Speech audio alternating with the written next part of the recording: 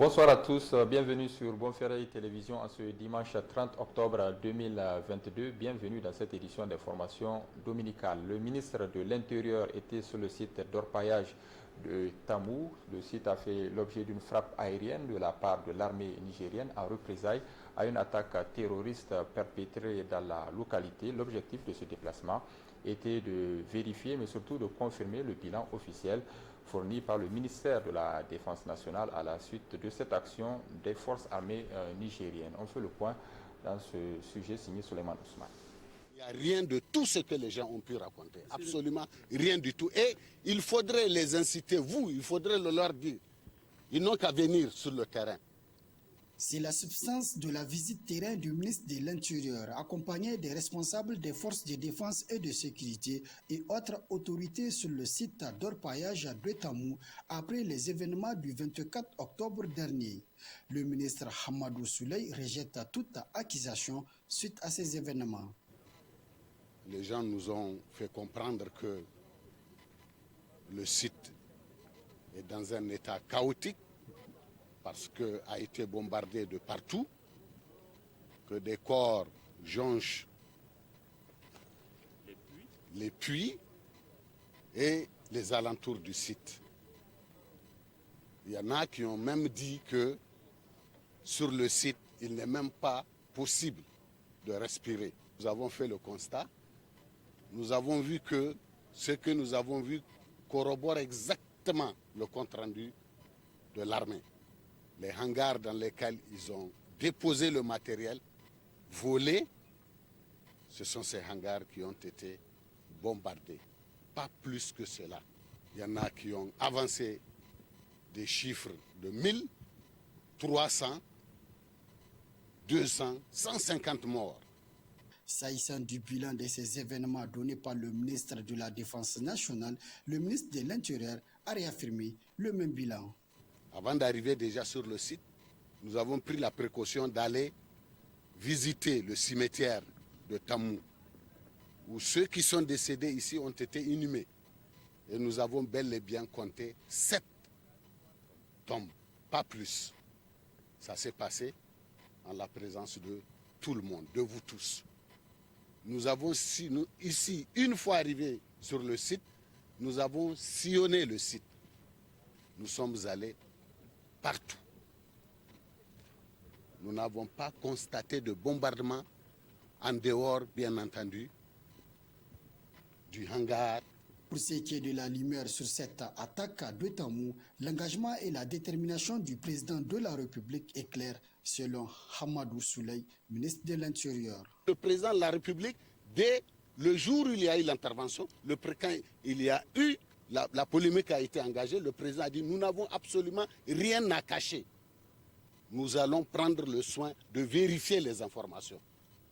Nous allons faire les investigations nécessaires et nous allons faire jaillir la vérité. Cette visite terrain sur le site d'orpaillage de Tamou intervient une semaine après ces événements.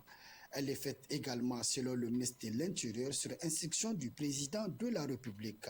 La visite se déroule aussi après plusieurs condamnations de ces événements par les acteurs de la société civile, les acteurs politiques et les députés de l'Assemblée nationale. Les députés qui ont d'ores et déjà demandé une enquête sur cette affaire. Pour l'instant, selon le ministre de l'Intérieur, tous les sites d'orpaillage illégaux sont fermés à travers le pays. Et sur le sujet, l'opposition et la majorité politique sont divisées. L'opposition politique estime qu'il faut mettre en place une commission d'enquête indépendante pour faire la lumière sur ce qu'elle qualifie d'hécatombe de Tamou. Dans un communiqué de presse, la majorité présidentielle estime que le gouvernement a bien communiqué et attend une enquête indépendante est par conséquent inopportune. Et dans la foulée, la société civile estime que le gouvernement devrait tirer cette affaire au clair. Le résumé de toutes ces réactions, c'est dans ce sujet signé Youssoufou Haïdara. Y a-t-il eu bavure ou pas lors de l'opération menée par les forces de défense et de sécurité à Tamou à la suite de l'attaque d'un poste de contrôle de la zone? À cette date, les réponses à cette interrogation demeurent floues. Du côté des autorités, le ministre en charge de la sécurité publique, en marge d'une visite sur le site de Tamou, invite tous ceux qui réclament une clarté sur les événements de se rendre sur le terrain pour constater de visu afin de lever tout équivoque. Nous ne pouvons pas accepter que des individus soient là, en longueur de journée, à vouloir discréditer notre armée. Ils sont libres de venir aussi sur le terrain. Personne ne les empêche de venir sur le terrain. Je l'ai dit, j'ai été clair. J'ai dit que le président de la République, dès le jour où il y a eu l'intervention, quand il y a eu, la polémique a été engagée, le président a dit nous n'avons absolument rien à cacher. Nous allons prendre le soin de vérifier les informations. Nous allons faire les investigations nécessaires et nous allons faire jaillir la vérité. Du côté de la société civile comme l'opposition politique, elles exigent une enquête indépendante afin de faire la lumière sur cette affaire. Il y a eu plus que 7 morts et ce sont des orpailleurs qui ont été tués. Il ne s'agit pas de terrorisme.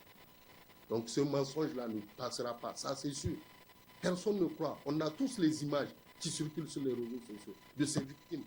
Donc je pense que ce gouvernement doit cesser de mentir et dire la vérité aux Nigériens. Pour une seule fois. L'opposition politique juge urgent et impératif que toute la lumière soit faite sur l'hécatombe de Tamou à travers une enquête indépendante. L'opposition politique nigérienne veillera scrupuleusement à la manifestation de la vérité et n'acceptera en aucune manière que certains esprits malveillants profitent de cette occasion pour déplacer les responsabilités dans le but d'altérer la vérité des faits. La mouvance pour la renaissance du Niger MRN, principal allié des actions gouvernementales, juge inopportun une enquête indépendante, surtout que le gouvernement fournit à temps des informations en lien à la sécurité à la population. C'est dans ces circonstances de deuil et de consternation que certains de nos compatriotes veulent se frayer un chemin en appelant à des enquêtes indépendantes et la démission d'un membre du gouvernement suite aux événements survenus alors que le gouvernement, sous la conduite éclairée de son Excellence Mohamed Bazoum, président de la République, chef de l'État, s'emploie pour apporter des solutions idoines à un retour rapide de la paix. Au lieu de s'inscrire dans cette voie, ses compatriotes s'évertuent vers une nécessité politique sans lendemain.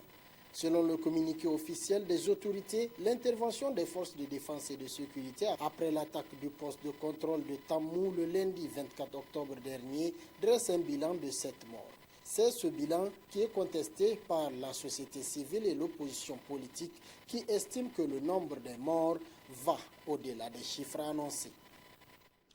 Autre aspect de ce journal, parlons éducation avec African Development University, l'université EDU du Niger qui a célébré hier samedi les 5 ans de sa création. C'était l'occasion aussi pour délivrer des diplômes aux étudiants de cette université. La cérémonie a été rehaussée par la présence du président de la République Bazoum Mohamed et du premier ministre Oumoudou Mahamadou, ainsi que de la présence de plusieurs responsables d'universités partenaires d'EDU. On fait le point dans ce sujet signé Abdul Aziz Mahamadou. L'Université africaine de développement EDU Niger a fêté son 5e anniversaire d'existence le 29 octobre en présence du président de la République, du Premier ministre, des membres du gouvernement, des représentants et présidents des institutions de la République, parents, amis et connaissances des étudiants de la dite université. Sur place, le responsable a tenu ce discours. Pourquoi ?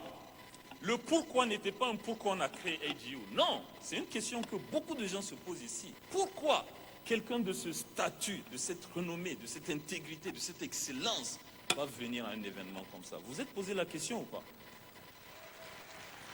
Soyons honnêtes, la plupart d'entre nous, on s'est posé la question. Qu'est-ce qu'il fait ici, une université privée? Qu'est-ce qu'il fait ici? On ne sait même pas si ça va marcher. Qu'est-ce qu'il fait ici? Voici ce qu'il fait ici. Il voit quelque chose, il ne sait pas ce que ça va devenir. Il a un 6e sens, sinon il ne serait pas le président du Niger. Et il pense que,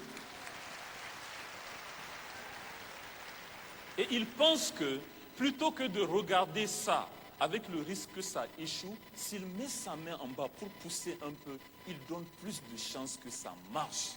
Et c'est pour ça qu'il fait. Fier de l'université EDU vis-à-vis de sa vision pour l'éducation, le président de la République, Bazoum Mohamed, a prononcé son discours en anglais. Il a tenu à étaler les raisons de ce choix. J'ai décidé de reconnaître à Madame Michael Jean et au docteur Arthur Awa le mérite qu'ils ont de s'engager aux côtés des EDU et par conséquent pour le Niger en vue de la promotion de notre système éducatif. Et pour cette raison, j'ai décidé de leur conférer les dignités que cela mérite. La cérémonie a aussi enregistré la présence des partenaires de EDU, parmi lesquels le président de l'université Achechi du Ghana, la 27e gouverneur général du Canada et bien d'autres invités de marque. Ils étaient témoins de la reconnaissance exprimée par l'État du Niger. Michael Jean, chancelière African Development University EDU, pour votre soutien actif aux efforts du gouvernement en matière d'éducation et de formation professionnelle, au nom du président de la République, grand maître des ordres nationaux et en vertu des pouvoirs qui nous sont conférés, nous vous faisons officier dans l'ordre des palmes académiques du Niger.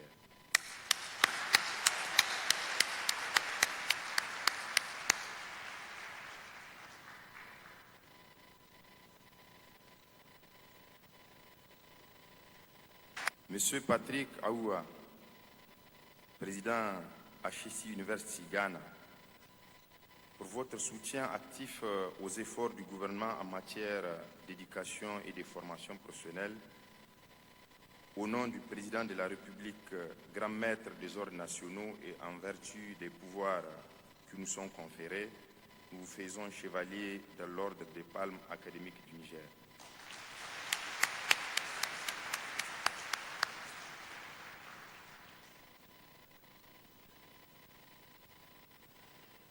Cette cérémonie de commémoration du 5e anniversaire du EDU Niger a été mise à profit pour remettre aux étudiants en fin de formation dans toutes les différentes filières leur diplôme après 3 bonnes années passées dans cette université africaine de développement.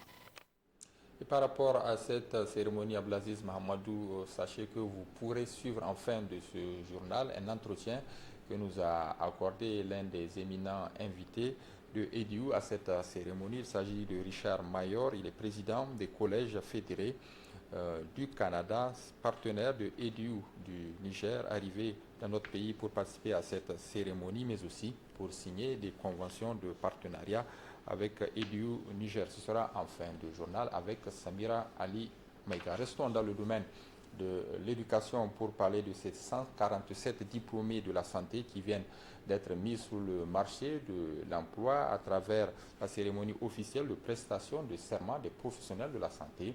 Cérémonie qui s'est déroulée hier samedi à l'Institut supérieur de santé du Niger, ISS Niger. On fait le point avec Abdelaziz Mahamadou.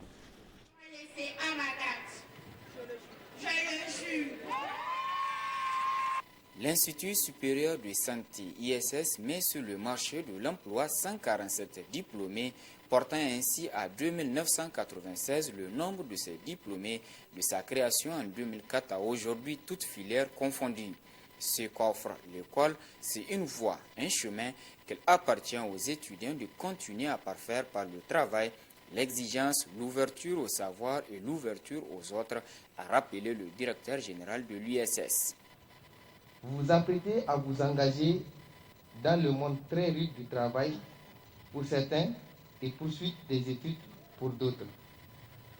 Il faut donc savoir mettre en exergue les qualités qui sont les vôtres et de celles acquises sur les bancs de l'école ainsi que sur les terrains de stage.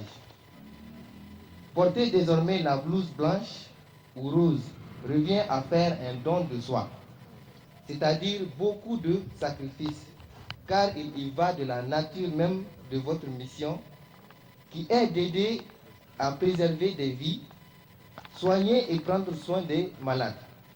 La réception d'un diplôme n'est pas une fin en soi, c'est le départ d'une carrière professionnelle. respecter la déontologie et l'éthique afin d'honorer l'ISS et la profession, précise la directrice des études. Cette année, notre institut a présenté 172 candidats et 147 sont admis, soit un taux de réussite de 85%. Section licence sciences infirmières et obstétricales option infirmier, nous avons eu un taux de 86%. Section licence infirmière et obstétricale option sage-femme, nous avons eu un taux de 92,68%. Pour la section agent de santé de base ASB, soit un taux de 71,79%.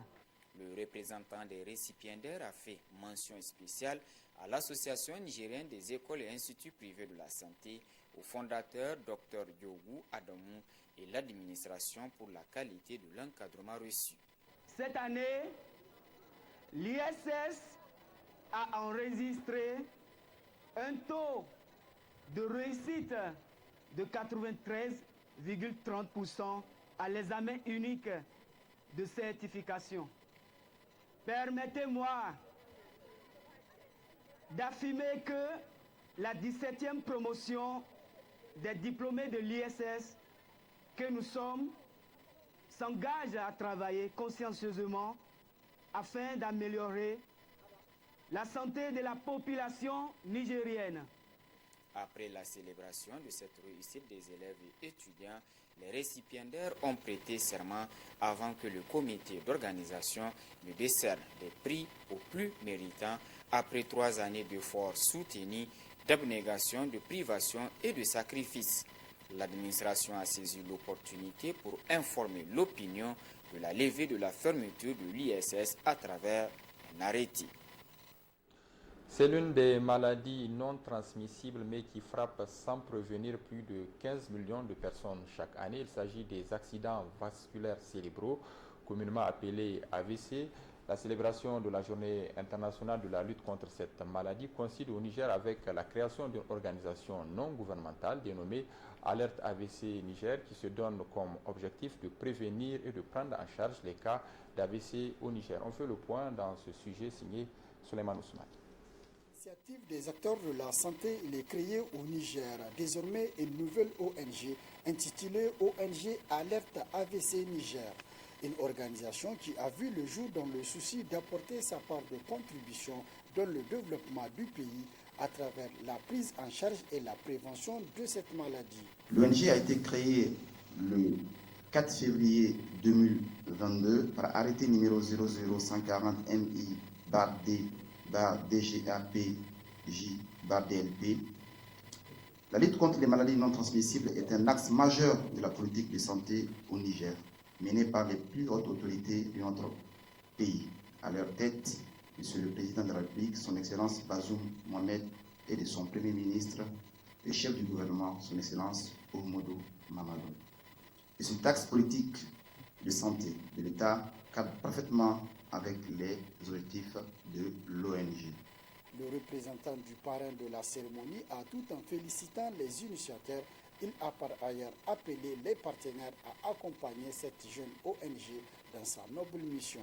Il n'y a rien de plus pertinent à l'occasion de la journée mondiale de lutte contre l'AVC que de mettre en place une institution ou une organisation qui va s'atteler à lutter, à œuvrer contre cette pathologie sur le plan de la prise en charge et sur le plan de la prévention.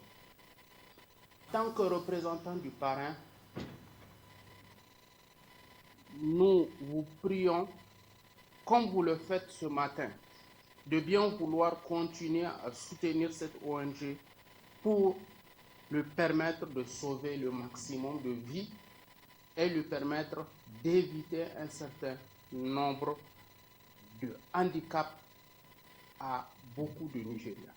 Au cours de cette cérémonie, le public a eu droit à plusieurs témoignages. Aussi, l'ONG Alerte AVC Niger a pour but de sensibiliser la population pour une prévention des AVC et aider et accompagner les patients victimes d'AVC au Niger. La campagne de communication sur la table ronde pour le financement du programme de développement économique et social PDS 2022-2026 du Niger a été lancée samedi à Niamey. Occasion pour le ministre du Plan de décliner les grandes ambitions poursuivies par ce document cadre devant les partenaires techniques et financiers du pays. 19 426 milliards de francs CFA sont nécessaires pour sa mise en œuvre. Le point avec Mohamed Alpha. La présente rencontre de ce samedi 29 octobre 2022 consiste le lancement de la campagne de communication sur la table ronde pour le financement du programme de développement économique et social PDS 2022-2026. Il s'agit d'étaler les objectifs et les résultats attendus du PDS, surtout de mobiliser les investisseurs et les partenaires au développement du Niger pour donner un cachet particulier à ce document de référence du Niger pour le développement socio-économique, culturel et environnemental. Il apparaît ainsi que l'ambition du gouvernement, à travers la formulation et la mise en œuvre du PDS 2022-2026, est d'améliorer significativement les conditions de vie des populations nigériennes. L'atteinte de cet objectif final devrait se traduire par des changements transformationnels à moyen terme. À cet effet, sur la période 2022-2026, il est attendu un taux de croissance annuel moyen du PIB de 9,3% et celui du PIB par habitant de 7,7%. Cette table ronde a pour slogan « Niger, terre d'accueil et opportunités », une manière de mobiliser des financements auprès des partenaires techniques et financiers afin d'assurer la promotion de l'investissement au Niger. Plusieurs activités seront organisées pour la réalisation effective du PDS 2022-2026. Le succès du PDS 2022-2026 nécessite la mobilisation du financement requis, évalué à 19 427,6 milliards de francs CFA, soit environ 30 milliards de dollars américains. Ce montant est composé de 8 750 milliards de francs CFA de dépenses publiques sur ressources propres de l'État, 6 742,3 milliards attendus des partenaires techniques et financiers et 3 928,3 milliards de francs CFA du secteur privé. Pour atteindre cet objectif ultime, notre gouvernement compte sur l'appui et la participation de tous les citoyens et les partenaires techniques et financiers du Niger. Des éclaircissements ont été apportés aux multiples interrogations autour de la concrétisation du PDS 2022-2026. Ce PDS vise à transformer l'économie nigérienne en vue de conforter la stratégie de développement durable et de croissance inclusive pour l'amélioration des conditions de vie des Nigériens. AgriFocus organise à Douti un atelier de formation en marketing au profit de productrices des communes de Dankassari et Matankari. Il faut dire que ces femmes sont déjà bénéficiaires du projet dénommé Crops for HD. La formation va leur permettre de mieux présenter et mieux vendre leurs produits issus de leur activité, notamment l'agriculture et l'élevage. Le point avec Raina Moussa. Renforcer les compétences en marketing des actrices de la chaîne de valeur NUS des communes de Dankassari et Matankari rentre dans le cadre de la mise en œuvre du projet Crops for HD. Cet atelier initié par AgriFocus qui se tient du 29 au 30 octobre, les productrices des produits NUS seront formées entre autres sur l'importance et la stratégie du marketing. L'objet du CROPS est d'améliorer la sécurité alimentaire et nutritionnelle de nos populations. Cet objectif ne peut être atteint sans une alimentation saine, de qualité et nutritionnelle. C'est dans cette optique que les actrices des produits NUS du projet Cross for HD œuvrent jour et nuit pour mettre des produits à la disposition des consommateurs. Ces produits ne peuvent être promis ni connus par les consommateurs que si les acteurs ont une stratégie de marketing afin de pénétrer le marché. Le premier responsable de Dogandouchi a situé l'importance de cet atelier Pour lui, la sécurité alimentaire et nutritionnelle constitue l'une des axes prioritaires des autorités. Notre présence à vos côtés aujourd'hui est un devoir, car la sécurité alimentaire et nutritionnelle de notre population est une préoccupation commune. Ceci cadre parfaitement avec l'axe 4 de la déclaration de la politique générale relative à la modernisation du monde rural, mais surtout en parfaite adéquation avec la politique nationale d'agriculture à travers l'initiative « Les Nigériens nourrissent les Nigériens ». Je demeure néanmoins convaincu que nous pouvons relever les défis de l'insécurité alimentaire auxquels font face nos communautés en valorisant les NUS et aussi la facilitation de leur accès au marché grâce à l'implication de toutes les parties prenantes. AgriFocus est une ONG qui œuvre pour la promotion de l'entrepreneuriat agricole au Niger.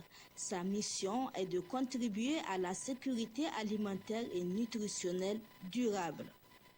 Parlons sport à présent avec le MENA U23 du Niger, qualifié pour le dernier tour qualificatif des éliminatoires de la CAN U23. Les poulains de Zakariaou Ibrahim ont tenu en échec les espoirs de la Côte d'Ivoire sur leur propre installation, un but partout, après le match nul de 0 but partout une semaine auparavant, ici même au stade général Seyni Kounché de Niamey. Les temps forts de cette rencontre, c'est avec Abdelaziz Mahamadou. Qu'est-ce qui s'est passé? On les a chicotés.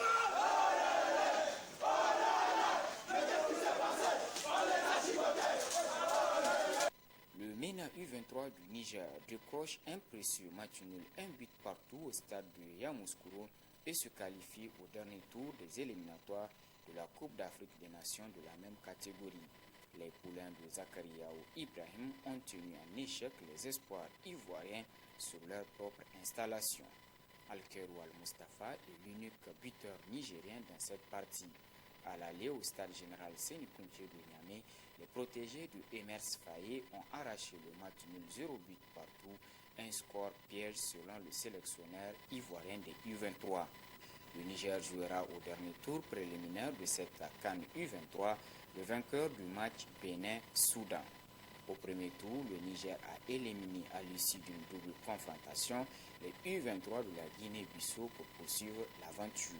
Avant le match, les maîtres mots de cette jeune équipe étaient concentration, motivation, patriotisme et hargne de gagne. C'est donc avec le moral complètement remonté après le match 0 but partout à Niamey que les espoirs nigériens ont défié leur homologue ivoirien. Ces jeunes U23 du MENA ont défié et éliminé la Guinée-Bissau au premier tour, la Côte d'Ivoire au second tour, sans pour autant réclamer quoi que ce soit comme prime de match de qualification, au même titre que l'équipe Chan de Haroun Abdullah qui a arraché sa qualification pour le prochain rendez-vous Algérie 2023 le 5 septembre dernier. Le Chan est dans moins de 3 mois et le dernier tour qualificatif de la CAN U23 au mois de mars 2023. Ces ambassadeurs nigériens auront-ils leur prime d'ici là? C'est l'interrogation qui taraude actuellement l'esprit des poulains de Zakariaou Ibrahim et du coach Haroun Abdullah qui continuent tout de même à savourer leur qualification. C'est la fin de ce journal. Avant de nous quitter, la suite du programme sur Bonferré Télévision. Tout de suite, l'invité EDU, l'un des partenaires de African Development University du Niger, ce sera avec Samira Ali Maïga, suivi de la rediffusion de votre revue de la presse de tous les jeudis, la une des journaux de Bonferré Télévision. Et puis, par la suite, vous suivrez la suite et la fin de la deuxième partie du débat à tribune citoyenne du réseau RRTIN. Excellente réception en compagnie de Bonferré Télévision. Excellente fin de soirée. Bonsoir. Nous avons aujourd'hui un invité dans cette grande édition de Bonferré Télévision. Il s'agit de M. Richard Mayer, qui est de nationalité canadienne. Monsieur Richard, bonsoir et bienvenue. Oui, je suis le président d'un des collèges fédérés à l'Université de Waterloo. L'Université de Waterloo, c'est un des grandes puissances dans le domaine universitaire au Canada, avec une réputation internationale. Et je suis venu